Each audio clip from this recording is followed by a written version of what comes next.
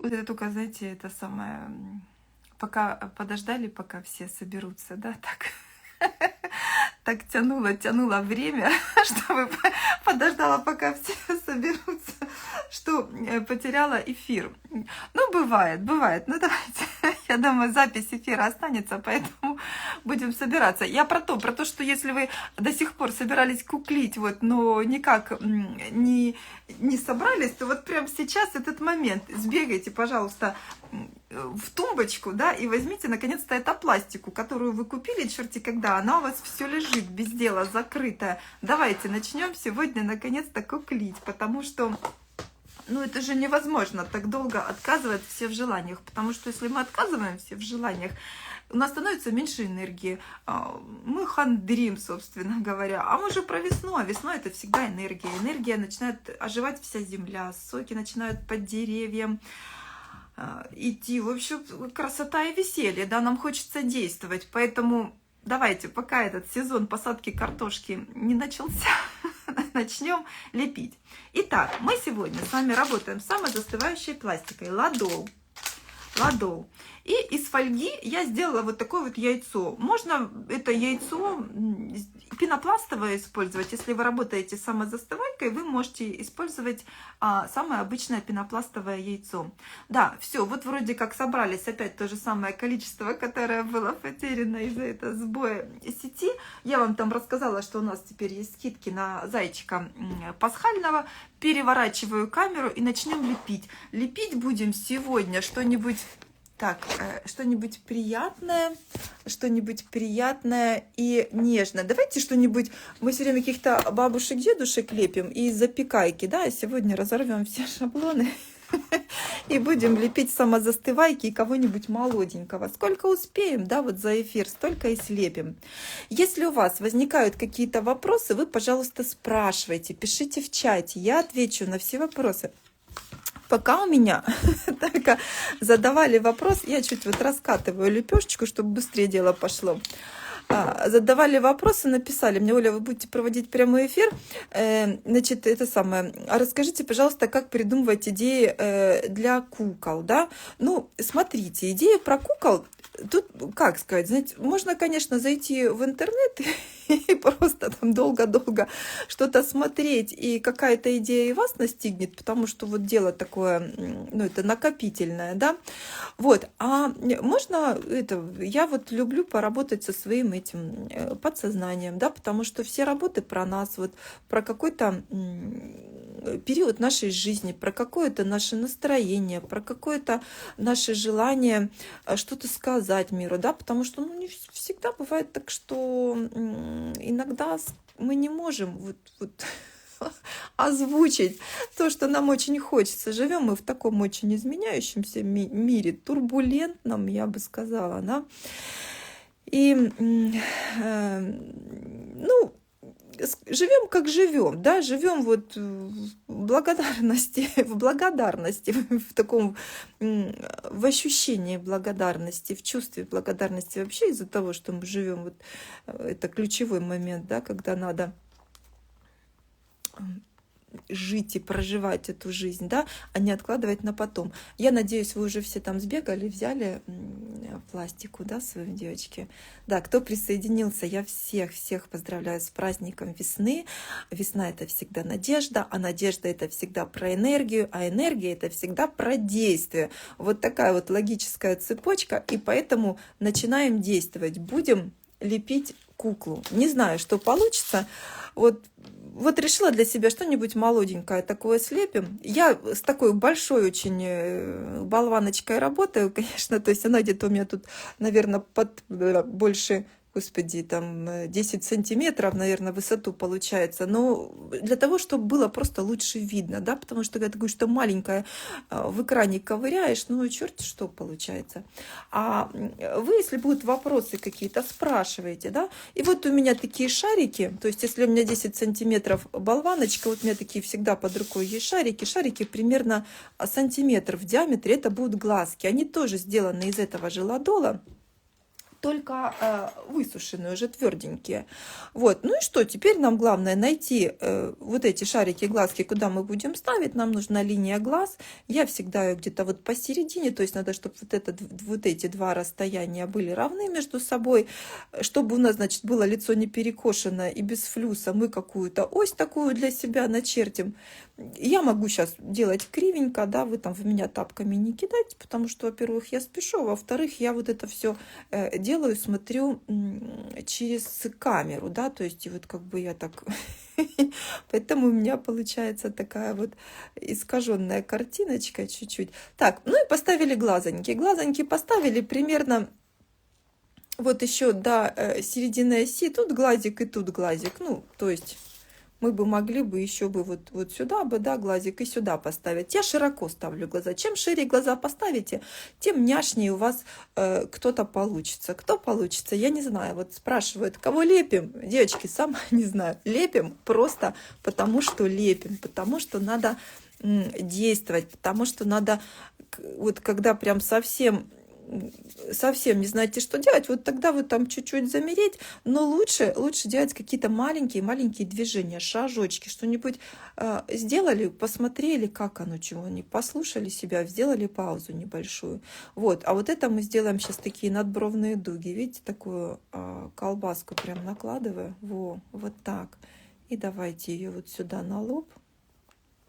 У нас вот если прощупать над глазами, да, такие надбровные дуги есть, выступают. Вот у нас обезьянок, у всех млекопитающих, у собачек и у кошечек, у всех они есть. Для чего оно надо? Правильно, закрывать глаза от пота, чтобы пот, значит, и брови там еще растут, чтобы тоже защищать глаза от избыточного потоотделения. Мы уже, конечно, так, может быть, не потеем, а вот еще глаза-то остались эти всякие наши. В общем, эволюцию пальцем не раздавишь, да, гены пальцем не раздавишь. Так, ну вот такие вот сделали мы какие-то вот такую штуку. Сюда мы еще потом лоб положим. Давайте сразу положим. Может, надо поменьше голову делать, большая голова больше времени требует. Ну, с другой стороны, не видно будет. Вот, значит, тоже меня спрашивают, что придумываете, как вы придумываете. Придумывать можно по-разному. Вы знаете, как говорят, что про писателей говорят, что если, и говорят, что вот некоторые говорят, что вот я там эту куклу или там эту книгу, вот писатели говорят, да, вот конкретно, вот посвящаю тому-то, благодаря этому там человеку или этому событию она родилась.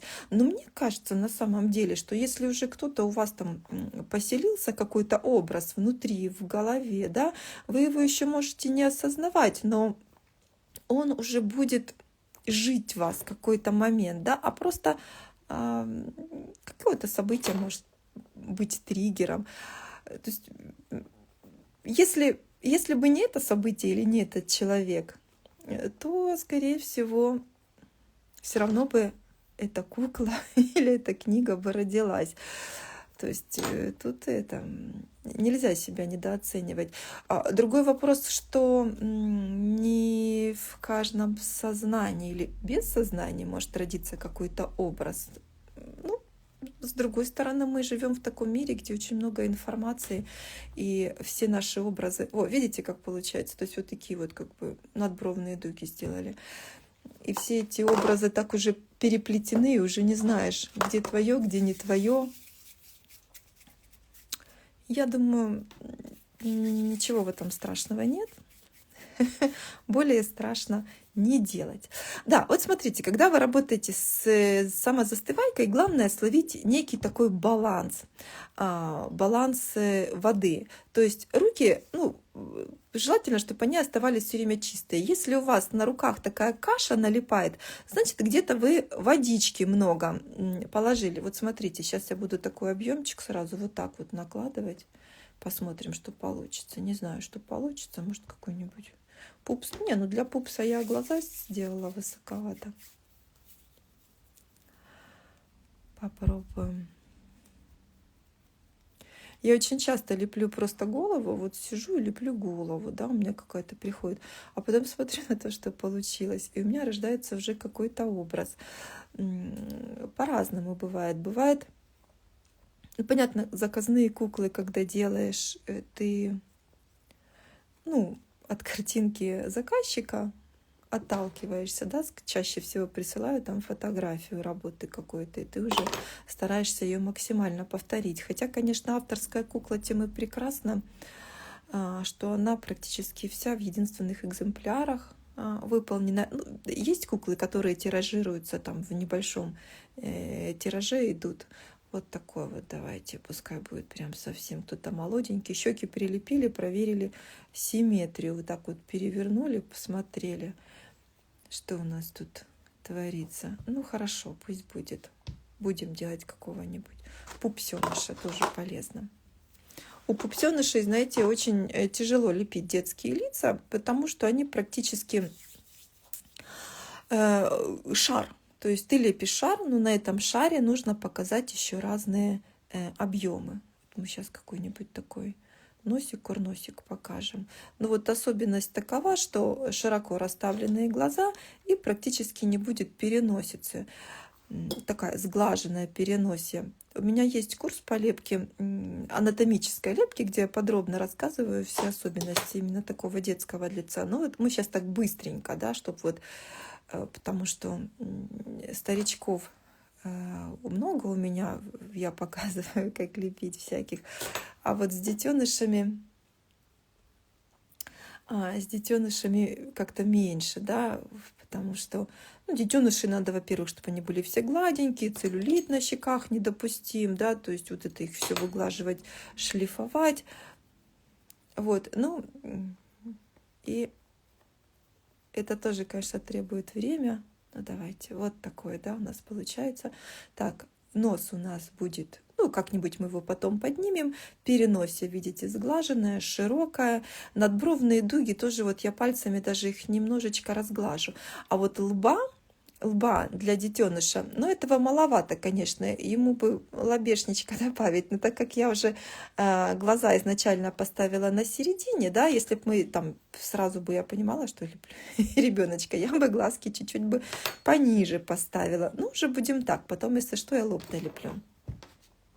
Что еще у детей такого характерного? Ну, конечно, у них нет никаких там заломов, да, на лице, потому что у них такая подкожная клетчатка выраженная. Ну, все у них вот такое вот натянутое, такое вот, нет никаких заломчиков, складочек. Они даже улыбаются, когда улыбаются, смещение происходит, там эти заломы ткани практически там в 2 местах не видны.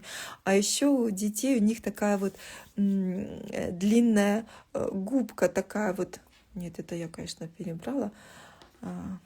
Длинная губа, такой как хоботок, да, потому что они же, ну, сосут грудь еще у мамы. Им так легче захватывать грудь, сосок. Поэтому вот мы его тоже сейчас делаем. Видите, вот такой вот прям хоботочек под нос.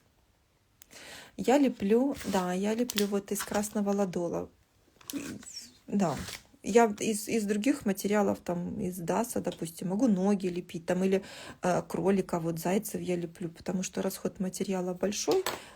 Вот этого кролика можно из ладола, но можно из даса слепить, потому что он очень простой, очень простые формы. Но дас, во-первых, крепче, да, и ну, не нужна такая пластичность там в зайце, допустим, как в человеческом лице. Поэтому можете из какой-нибудь недорогой пластики. Ну, вот кто может, даст там, кто там какие-то другие. Вот.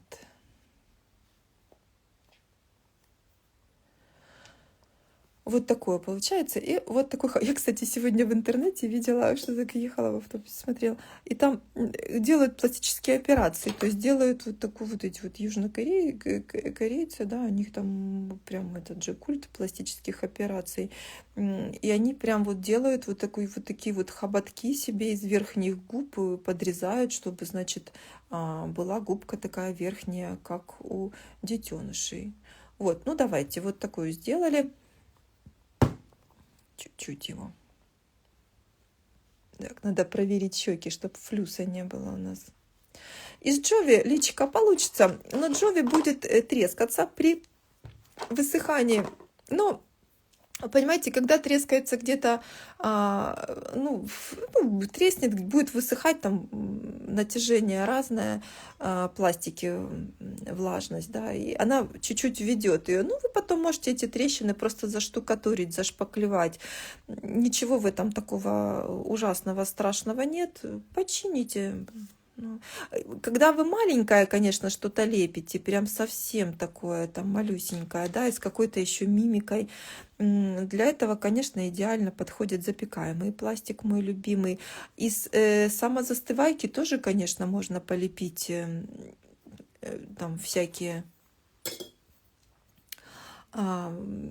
эти штучки, но они потом, когда трескаются, понимаете, то есть вы лепите мимику, там, и лицо, допустим, голова какая-нибудь, там 7-8 сантиметров в высоту.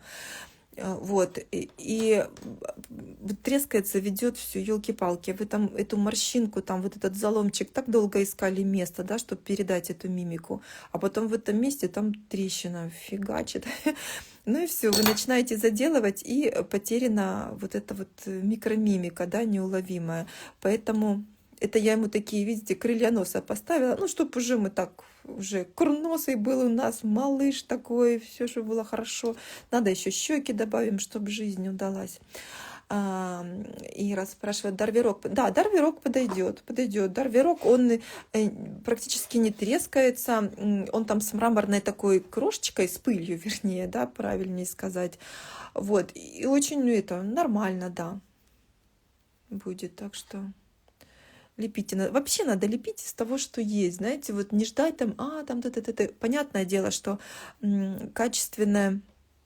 Я одно время лепила из даса, и прям вот думала, господи, что нам людям этот дас не нравится? Вот прям, а у меня денег не было на что-то другое. И я, значит, из даса лепила, и куклы у меня получались, ну и все. Потом, значит, ладол появилась возможность покупать. Да, дарвирок — это самозастывайка. Угу. Появилась возможность покупать ладол, и жизнь моя перевернулась. Это так же, как и с инструментами. То есть первое время, наверное, года 2, я лепила с помощью спиц, вязальных крючков. Ну что там, тоже гладенькая поверхность, такая, маникюрные всякие вот принадлежности. И тоже было очень, ну, как бы лепишь себе и лепишь удобно, да. А потом, когда вот мне попались эти стоматологические инструменты, да, вот все покупаю в магазинах медтехники, вот такие вот лопаточки всякие там, есть кюреточки, ну, гладенькие. Прям жизнь заиграла новыми красками, я вам скажу. Поэтому, если очень хочется лепить, конечно, лепите из того, что есть, но если есть возможность работать с пластикой получше, ну, она, как правило, подороже, да, с инструментами получше, они тоже, как правило, подороже, то, конечно, ни в чем себе не отказывайте. Так, ну давайте попробуем поставить веки. Шарики смочили водичечкой такой, видите, как они у меня там в глубине, достаточно глубоко эти шарики. И давайте поставим, подберем такие, ну пускай будет, да, посмотрим. У нас же такое прям не анатомическое лицо, а немножечко, не, чуть-чуть побольше поставлю, а все-таки, ой, нос, прости, нос, мы тебя тут. Лицо не анатомическое, а такое немножечко стилизованное, поэтому малыш такой будет. Весной почему-то хочется лепить малышей, зимой всю зиму лепила каких-то старичков, эльфиков, а тут прям захотелось. У нас такая погода просто чудесная стоит, вот третий день, и такое солнце. Утром, конечно, холодно, там 1 градус, но потом солнце выходит, и красота. Вот, смотрите, вот так я его пригладила. Главное, чтобы это веко не вылазило вот сюда, вот больше щек по объему не было, иначе он такой будет у нас, как ребенок опухший. Немножечко. Так, ну это давайте так, вот это лишнее откусим. То есть, видите, у нас веко ровно по длине такой же, как и глазик, как шарик.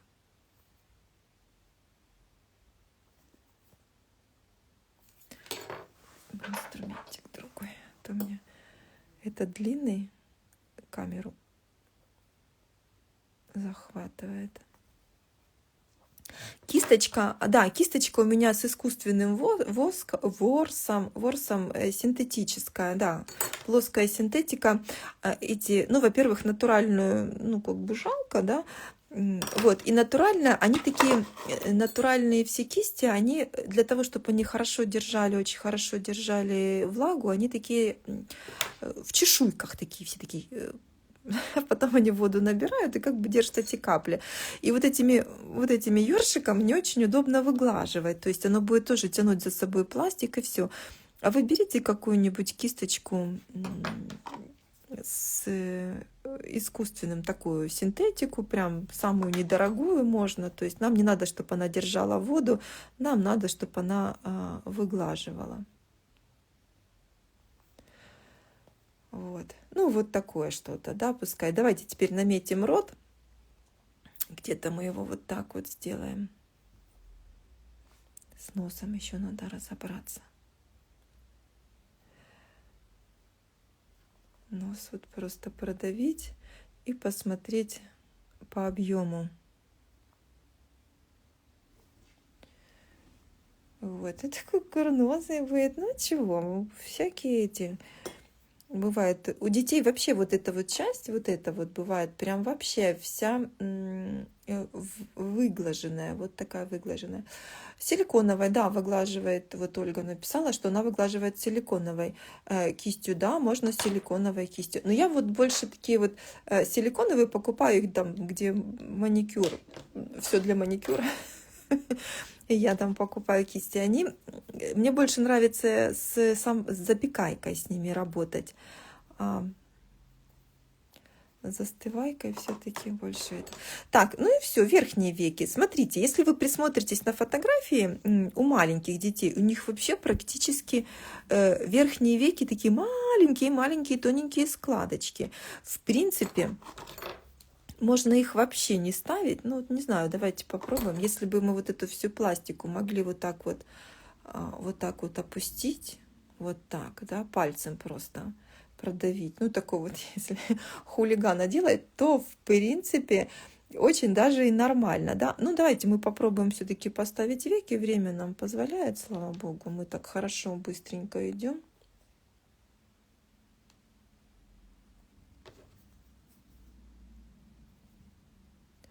Меня сейчас спрашивают, какие дальше будут планы, значит, по мастер-классам, да?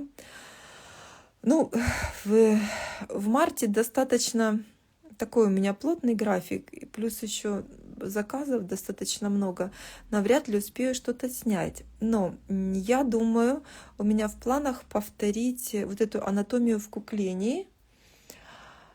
Сейчас, подождите, я секунду покажу, что там, может быть, кто новенький, не в курсе, что происходит в нашем. Так. Анатомию в куклении, где мы делали, ну, разбирали вот лепку, ну, достаточно такое серьезное занятие, серьезные пропорции, разбирали плоскости, то есть мы не углублялись прям в анатомию там черепа и всего-всего, но вот разбирали тот объем анатомии достаточно для того, чтобы слепить, ну, достаточно такое человекоподобное лицо, да, чтобы все-таки, ну, есть как бы фундамент, да, который надо обязательно знать, то есть база. Вот, наверное, благодаря тому, что я там какое-то у меня, не какое-то у меня высшее медицинское образование, и я очень, собственно говоря, люблю вот это вот все там порыться во всем этом. То есть у меня какой-то алгоритм выработался лепки, но вот если я леплю куклу какую-то, то в любом случае вот эти все фундамент я обязательно соблюдаю. Да? Значит, смотрите, что я сделала. Я вот такую вот лепешечку, видите, нос с щекой подружила, чтобы у меня вообще был такой плавный переход носа в щеку, потому что у деток, если, ну, то есть сгладила еще больше переносье, да, чтобы прям совсем тут у нас был такой гладкий переходик. Вот. Ну, глазки тоже у детей чаще всего они такие щелочки такие, да. Можно сделать такие широко открытые глаза. Ну, для стилизованной особенно куклы, да, чтобы показать там характер, настроение какое-то. Вот давайте мы что-нибудь так вот раскроем. Глазик будет понятнее, если еще вот эту штучечку сделаем, чтобы прям такой был малыш. Так, надо щеки от целлюлита выгладить. Целлюлит – это нормальное состояние взрослого человека. У детей еще подкожно-жировая клетчатка без признаков воспаления. Так, значит, спрашивает Оля, расскажите, пожалуйста, как шлифовать самозастывайку, чтобы потом сухой пастелью тонировать? У меня ворсинки остаются, хотя наждачка последняя 1200. Ага, смотрите, ворсинки будут оставаться всегда, потому что в состав самозастывайки входит целлюлоза. Целлюлоза – бумага, да, вы даже если вы туалетную бумагу эту будете разволокнять, раскиснет она у вас, и потом вы ее посмотрите, она вот из ворсинок таких и состоит.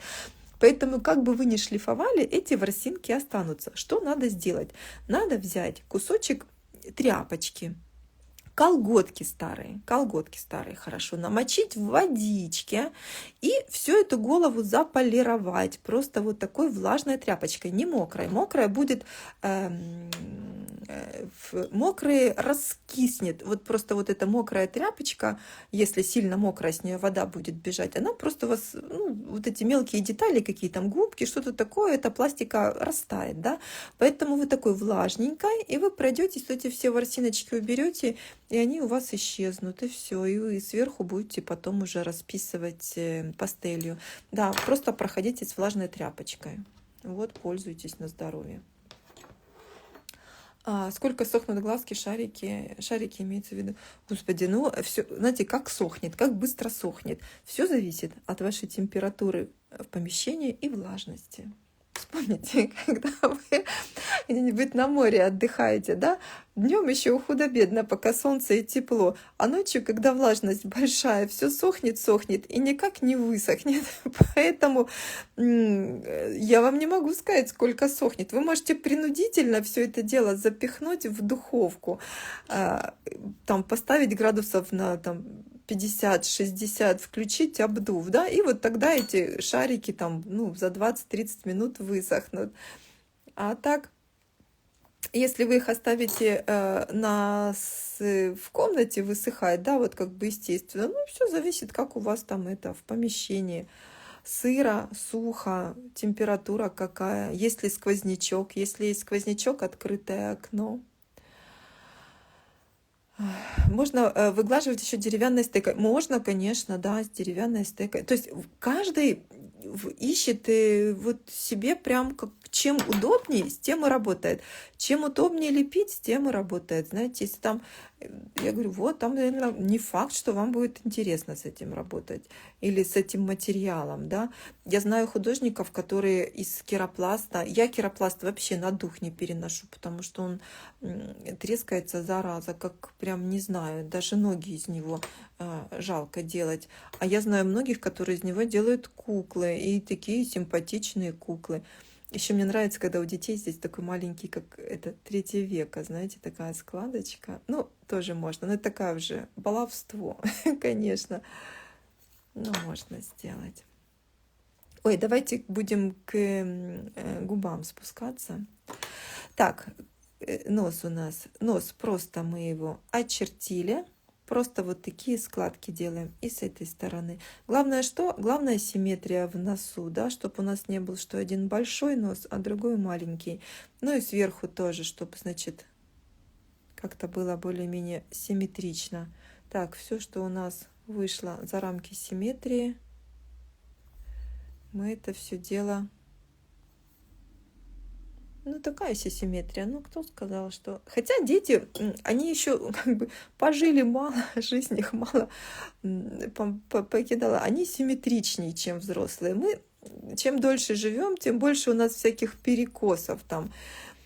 И мы, конечно, с возрастом у нас такая симметрия всего становится побольше. А вот детеныши, они, конечно, такие более-менее симметричные еще, потому что ну, не успели там еще всякие спазмы, контрактуры, всякие там фиброзы, их лицо там перетянуть. Мы им просто вот тут сделаем такие чуть-чуть.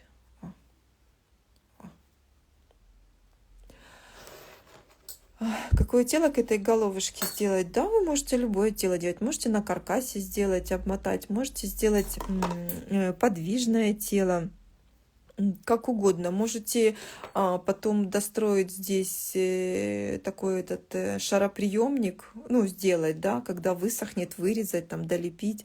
Тут, ну, понимаете, все куклы, они примерно на 90% одинаковые. Ну, то есть на 99%, вот просто на 99%. Да? Меняется там, собственно говоря, голова, ноги, какие-то пропорции. А так крепления устроены,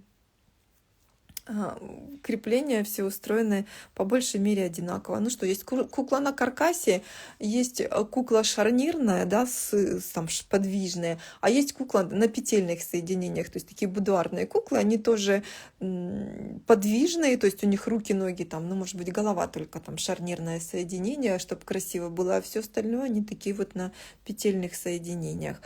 Вот. А потом слепили другую голову. У меня многие сейчас, я вижу, люди там пишут, хотим мастер-класс по кролику, да, по пасхальному. Я вам покажу. Сейчас потом кролика сбегаю в другой комнате, я также все сделаю. Вот, сделаем такую вот ямочку над губкой, да. Поцелуй ангела.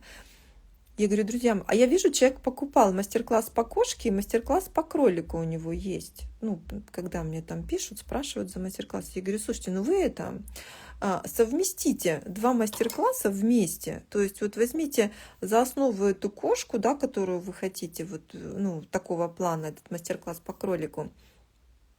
И просто, ну вот возьмите эту часть мастер-класса, которая там по кролику, сделайте голову кролика, а остальное с мастер-класса по кошке. Так, вопрос дальше. Личка, можно ли самозастывайки ставить готовые глазки, как в БЖД? То есть слепить половину головы, вырезать глазки, вставить с обратной стороны, потом долить. Да, конечно, можно. Но вы уже делаете это после росписи, да? То есть, ну, чтобы... Потому что бывает, вставляют глаза, потом начинают расписывать даже акрилом, да? Ну, и все. Потом эти глаза долго... Ну, там их можно аккуратно залепить, конечно. Ну, то есть вы слепите голову, все там пошлифуете, вырежете, покрасите и вставите, да, конечно, глазки эти. Вставите глазки.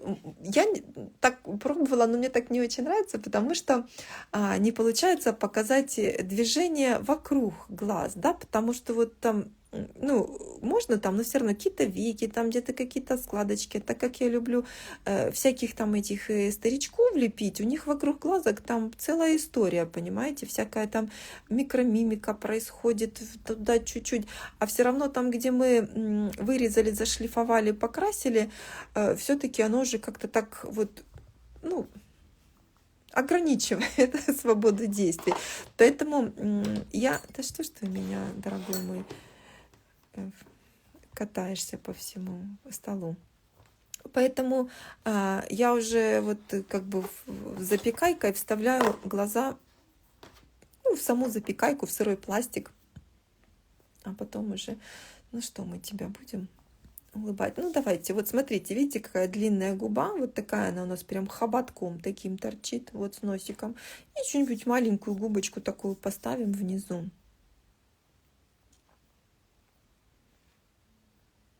Вот такую. Вот так. А здесь потом у нас будет такой еще подбородочек маленький. Ну и вот какой-нибудь такой пупсеныш, да, там без долгих.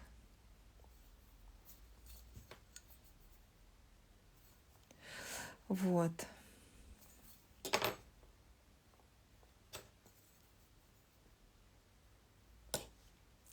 главное начать, понимаете? Ведь я знаю, что очень многие, знаю, как многие ждут. Я не знаю, чего ждут они, что вот что-то вот какой-то еще момент остался непонятный, да, вот начну сейчас делать, и что-то будет непонятное. Начинайте, разберетесь в процессе. Вы как-то это себя недооцениваете. Почему вы думаете, что вы не разберетесь с чем-то? Во-первых, можно спросить, да, у кого-нибудь. Ну, я сейчас, конечно, зарою себя, потому что мне многие люди пишут: Оля, а вот я не знаю, как тут что-то такое. Вот, ну, не знаю, что тут, как сделать. И, конечно, я там еду где-то в автобусе и отвечаю. Но вы мне, пожалуйста, не пишите все, потому что я могу просто не успевать всем ответить. Те, кто, я вижу, человек купил курсы, там что-то не разбирается, но обычно по курсам вопросов не так много, потому что стараюсь там все, ну, как бы разжевать. Каждый курс как бы делаю, исходя из того, что человек будет лепить в первый раз. И поэтому я там рассказываю, как разминать правильно пластику, как там то, как там все. Ну, то есть вот как будто бы, думаю, кто знает, тот промотает просто. Ну, и не будет вот это все еще раз слушать. А может, кто не знает, вот тот и послушает.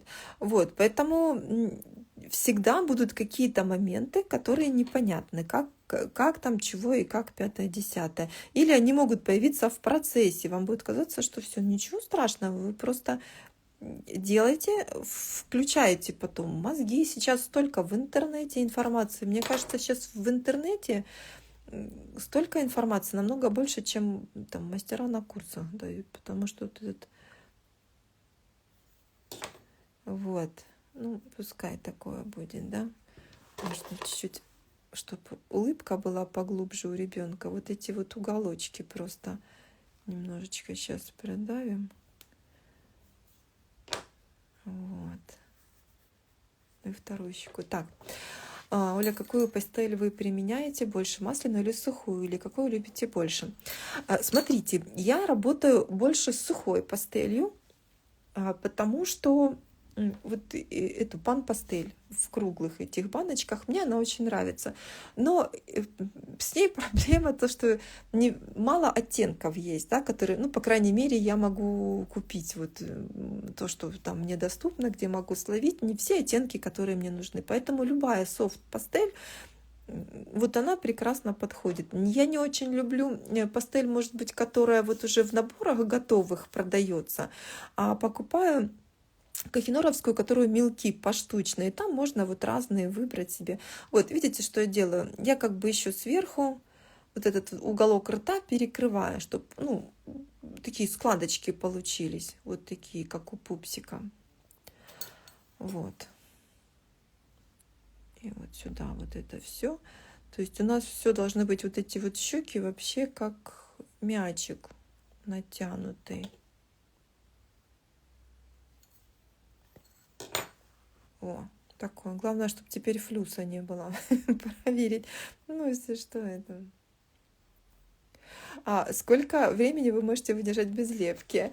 Ой, Оксана, хороший вопрос. Смотрите, да, в общем, я вот этот арт-ретрит был у нас, да, то есть сам арт-ретрит там 5 дней, ну плюс я там чуть раньше приехала, чуть раньше уехала, потом мне надо было в горы поехать, подготовить, посмотреть виллу там и тропы эти все для следующего горного ретрита. Кто хочет, присоединяйтесь. Кстати, у нас освободилось местечко там, пишите мне в личное сообщение, расскажу, покажу. Мы там тоже лепили, но мы там, конечно, больше лепили, не столько лепки был посвящен, а сколько, ну, учились, как говорится, любить, прощать, позволять и благодарить, да, вот этим всем вещам, потому что, ну, забываем, как это делать. Вот. И я, конечно, приехала, прилетела вот прям с аэропорта домой, и все. Первое дело, схватила своего мопса, и мы пошли бегать, гулять и дурачиться к озеру, а вторым делом пришла и села лепить. Причем лепила не то, что там надо, да, не обязательную программу, не обязательную программу, а лепила то, что хотелось. Вот мне хотелось там, вот я выкладывала, может, рилсы видели, там про эту симметрию. Вот мне хотелось какой-то такой девочки красивой, потому что мы там все про женственность и все такое. Ну, богини, в общем, ездили на Кипр, это же остров Афродиты, любви и всего прочего. И, конечно же, мы там понабирались у водопада всей этой энергии женской. И, конечно, она прям вылазила из меня, и я лепила каких-то красивых девочек. Может быть, слепила 2 головы прям так запоем, понимаете? Поэтому долго не могу. Если еду куда-то отдыхать, я обязательно с собой беру какой-то кусочек пластики, глины, ну, чтобы что-нибудь там полепить, да, потому что бывает накрывает, а я так отдыхаю, мне так легче думать, знаете, вот кто-то начинает уборку в доме, да, ходит там, убирает, ему так легче думать, ну, какие-то у нас же проходят там мыслительные процессы, которые мы не можем остановить, или кто-то просто любит ходить, я тоже, кстати, очень люблю ходить, но также обожаю вот в процессе лепки, я что-то там леплю, какие-то там образы приходят, что-то такое вот. То есть позволяю себе там проковырять в голове, в своей и в чужой какие-то тропы новые. Вот. Что я с этой головушкой сделаю? Ну, знаете, чтобы давать ей жизни, конечно, тут еще над ней поработать надо, потому что так она, ну, такая сыроватая. Вот. Но в принципе, такая великоватая она, наверное, для куклы. Такую для образец, может, для образца оставлю, может быть, в студии девчонки, кто захочет полепить куклы, знаете, приходят на занятия, и потом говорят, ой, я тоже хочу такую. Берут из студии образец, а дома уже там сами лепят, ковыряют, потому что проще лепить, когда там трехмерная модель есть у тебя под рукой, да, и ты можешь приложить, посмотреть, вот, потому что картинка плоское изображение, и нашему мозгу надо еще напрячься, это плоское перевести в 3D и слепить, да, а когда уже у тебя 3D перед глазами, легче скопировать, поэтому еще какие-нибудь уши, да, тут переделать, ну, что-нибудь такое, пусть будет такое, и какой-нибудь ему этот гиацинтик, цветочек в ручку. Ну, в общем, можно каких-то таких пупсиков полепить, да. Главное что? Главное в детских лицах, ну, шлифовать это потом. Шлифовать и шлифовать. Поэтому детей леплю редко. Старичков почти можно не шлифовать. У зрелых, да, ну, взрослых голов, у них шлифовать просто потому, что все, ты понимаешь, где какая плоскость идет, и просто ты шлифуешь по этой плоскости. Потому что во время шлифовки можно лишнее сошлифовать случайно. Вот. А детеныш надо, конечно, вот эту вот форму шара сохранить. Вот. Ну и такое какое-нибудь ушко вот продавили. Ну вот. Вот такой малыш у нас получился. Ну, такой малыш. Ну, малыш, в общем. Скорее мальчик, чем мужчина, да? Вот, если есть какие-то еще вопросы, спрашивайте, пока мы на связи. Вот, это я. Я еще раз вас поздравляю с праздником весны, с праздником надежды, действий и энергии. Да, прежде всего, пожалуйста, если вы долго собирались, ну вот там, будет у меня выходные или там будет у меня отпуск, полеплю,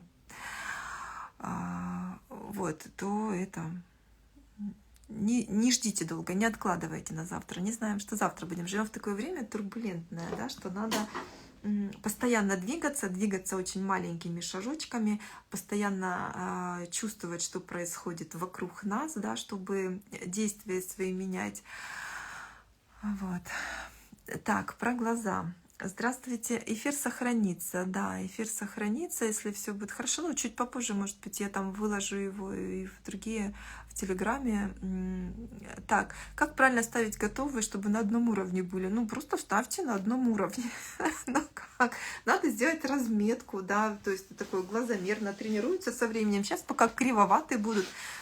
переводите, знаете, как трудно в объеме видеть, ну, симметрию, да, поэтому смотрите на свою работу через там экран телефона, да, там есть такая сеточка, можно наложить, можно сфотографировать и посмотреть, тогда видно будет все эти перекосы и асимметрия. Вот так бывает, шлепишь, шлепишь, потом раз так сфотографировал, ну только камеру надо так вот прям ровно над объектом размещать, вот, а со временем у вас глаз сам привыкнет, и вы будете сразу видеть и чувствовать, где у вас асимметрия, или где объема не хватает, или где наоборот там перекос какой. Это все тренируется. Мозгу только дайте время вашему мозгу привыкнуть. Мозг — это как мышца, ему нужно время натренироваться. Не ожидайте, что вы прям сейчас так вот сели, да, я так села тут там за там, 40 минут такую голову, ну какую-нибудь, какая есть, ну все-таки на голову похоже, да. Прекрасная голова, чуть я себя так недооцениваю. Вот. Но не факт, что вы сядете и тоже вот так вот там сходу сделаете. И это нормально. Вообще себя с кем-то не сравнивайте. Ну, совершенно только сами с собой. Кому-то быстрее надо, кто-то быстрее идет, больше времени ему, вернее, наоборот, надо меньше времени, чтобы там какие-то понять объемы, пропорции, все, кому-то дольше. Ну, кто-то умеет, я умею танцевать, не умею, петь вообще не могу. Вот, а слепка у меня получилась. Ну, вот какие-то у меня там что-то зоны в мозге работают, лучше видят эти объемы. Поэтому давайте, ну, если бы я занималась танцами или бы пением, да, худо-бедно я бы тоже пела. Я думаю, как бы, потому что петь люблю, в ванной там пою, да, когда никто не слышит, не видит. Но так, что профессионально нет.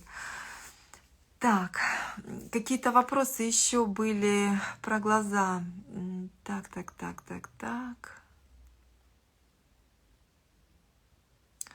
Ну вот ты ответила, да, Василина, наверное, Василина, да. Василина, дайте время своему мозгу. Ну и вот и переводите в плоскость, просто фотографируйте, смотрите, двигайте эти глаза. У нас одна рука правая, другая левая, поэтому всегда будет мозг по-другому, по-разному читать. И все. Ну что, девочки, дорогие мои, весна. Всем любви, вдохновения, любви к себе прежде всего, а потом уж там всем остальным тоже от вас достанется. Ой. В общем, я полна надежд на лучшее, потому что зимой всегда так как-то грустновато, а вот весной прям столько планов, столько всего. Главное, все эти планы не зарывать на потом, а маленькими шажочками по чуть-чуть делать, по чуть-чуть делать. Вот сегодня кто достал глину, которую там держал для отпуска, открыл и начал лепить, ну прям молодец, горжусь, прям вообще молодцы. Вот, и так по чуть-чуть, по чуть-чуть. Кто открыл эту пластику, да, не будет лепить, вы ее обязательно хорошенечко закрываете. Я прям заматываю в этот пакет и сверху скотчиком, и еще вакуумный даже контейнер, чтобы не было доступа воздуха. И тогда она может лежать так же долго, как и запекайка. А если вы ее вот так вот оставите, она у вас пропадет, превратится в камень, и больше с ней ничего не сделаете, собственно говоря, в такую пластичную массу. Ну, что-то можно слепить там крупненькое, там, ну, такое, но мелочи сложно будет с ней сделать. Огромное спасибо всем, кто пришел на эфир. Еще огромное спасибо всем, кто остался на эфире. Большое спасибо тем всем, кто уже приобрел видеокурс по кролику, и всем тем, кто будет делать пасхальных кроликов к Пасхе, да, вот такого плана или другого плана. Сейчас будут скидки, не затягивайте, приобретайте. Ваши деньги дают мне возможность не проводить там мастер-классы или не работать над заказами, а снимать какие-то видеокурсы. То есть это время как-то потратить для большего количества людей. То есть вот будем вместе с вами популяризировать кукольное искусство. Всех люблю, целую. Счастливо. Пока. Большое спасибо, что пришли. С весной. Пока солнце не село, надо идти гулять.